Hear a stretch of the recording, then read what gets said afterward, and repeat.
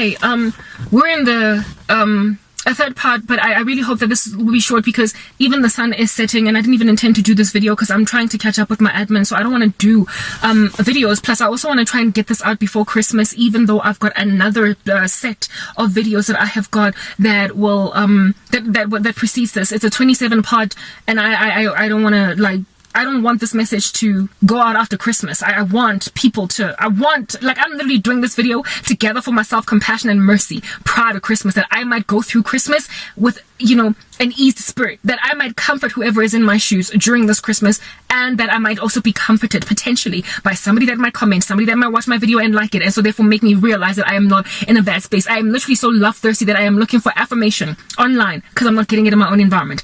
Matthew 24, because of an increase in lawlessness, the love of many has grown cold. I have endured 8 Christmases, 8 guys, and counting. Going on 9 next year, it'll be 9 years. They have taken away literally an entire decade of my life, all of my 30s. I entered into this at the tail end of my 29th year of life, getting into my 30s, and all of my 30s have been ripped away apart from me. I have not been able to get married. I have not been able to have children. I have not been able to do anything, and my family members have literally just frolicked around all of that devastation and that travesty.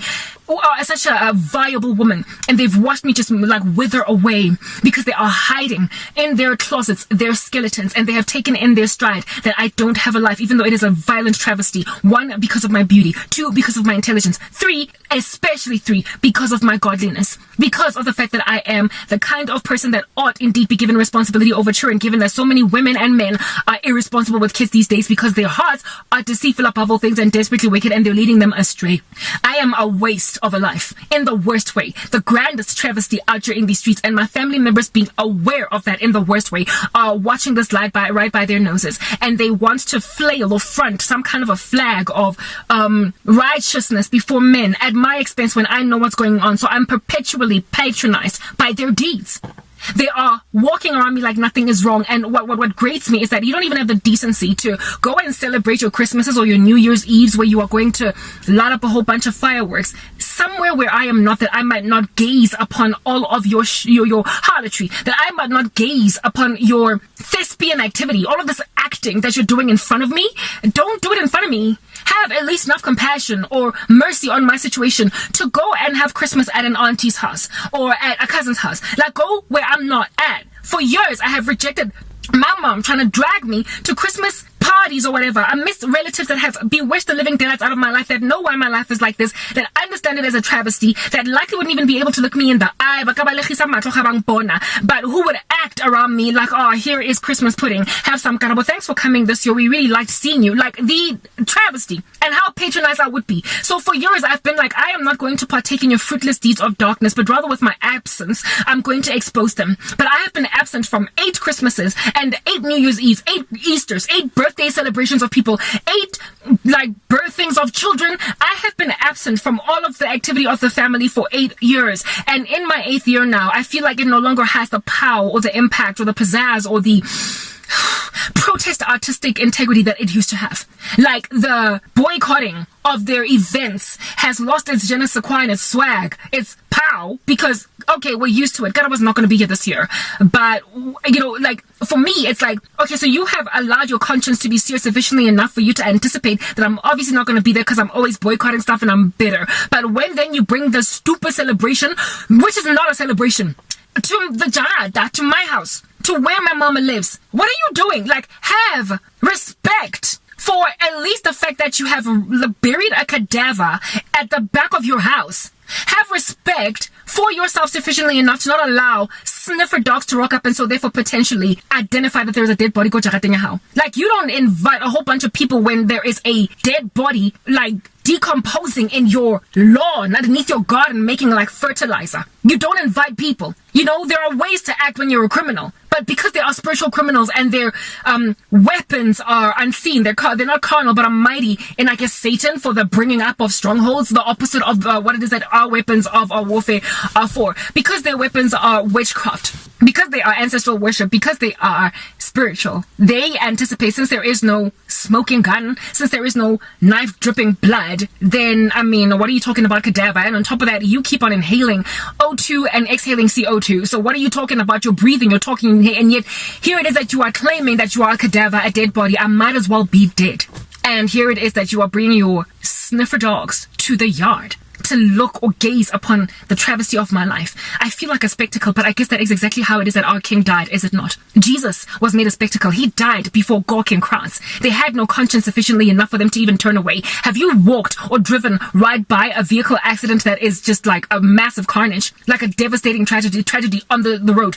It is difficult to drive by, guys, and watch. I personally don't try to not even watch, to a point where I could even cause an accident if I'm driving, because I don't want to look. I don't want to see even a covered body. I don't want to see that silver foil on top of a body with its head covered, because it confirms that somebody has passed away. It disturbs me all day, because right? It is hard to gaze upon death or sorrow, a deep torture. My family members are like ones who rock up at a carnage where a person's body has been literally severed. They've been disembodied. Their head is over there. Their like hand is over there. Their leg is everywhere. Like literally just a torso is what it is that is in the center of the road. Everything else needs to be actually identified by sniffer dogs. Like sniffer dogs have to go into the woods to find the rest of this body. That is what it is that is the carnage. And my family are gazing upon this like you literally just like watching dead things. I remember when I was working in corporate South Africa, during the very devastating case Yaga Mulemo, who knocked over with his friend, got that Mini Cooper many years ago. I don't want to try and bring this back on Mulemo again, but I'm sorry, it's an example that I have to use because it's my experience, right? I'm not condemning the dude, like, let he who has no sin, let him cast the first stone. I hope the guy gives his life to Christ genuinely, and so therefore finds redemption for that guilt. He did, like, repent in public national television, so I'm not really calling this out on Mulemo to kind of like open up old wounds on Mulemo, so please don't mistake me as doing that. I just have to tell you my experiences during that time what was happening. I was working in corporate South Africa, and some person with no discretion, prior to there being firewalls on emails and in organizations to prevent certain emails from coming through, checking what's in there. You could literally open an email at work and somebody would have sent you like an entire like image of pornography, like before they had some kind of firewall to prevent that from coming through. I remember some irresponsible random in my group chat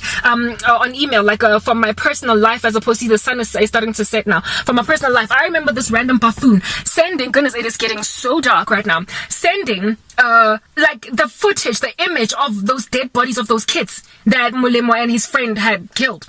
And I remember opening it by mistake. I clicked on it because I literally trusted the person who sent it to me, and upon seeing that, I immediately closed it, grateful that nobody saw what it is that I was looking at in the office using office resources. But it never left me the whole day, the whole week, likely the whole month. To this day, I still think about those images. They're so disturbing. Like a disembodied boy, a high school student whose body had been literally chopped in half is what I got to see.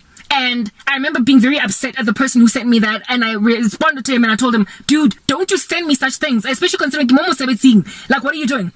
That image never left me because there is nothing easy to gaze upon when somebody is just actively dying in front of you, when a life has been devastated, when breath has been severed, when God breathes into man and they become a living soul. When then that has been taken out, it is a very sorrowful sight to look at, to a point where some people even take their eyes away, to a point where if it is being shown on television, they will tell you in a movie that these are disturbing scenes. If you don't like violence, click away, because they understand people are still sensitive to such things. So when a whole family is literally watching that kind of a carnage, when one of their own, like a whole thriving, beautiful, glorious young woman has lost her entire life and she could die, and they keep on frequenting Jarataya Mewaka, for me it's like, what are you doing at an accident?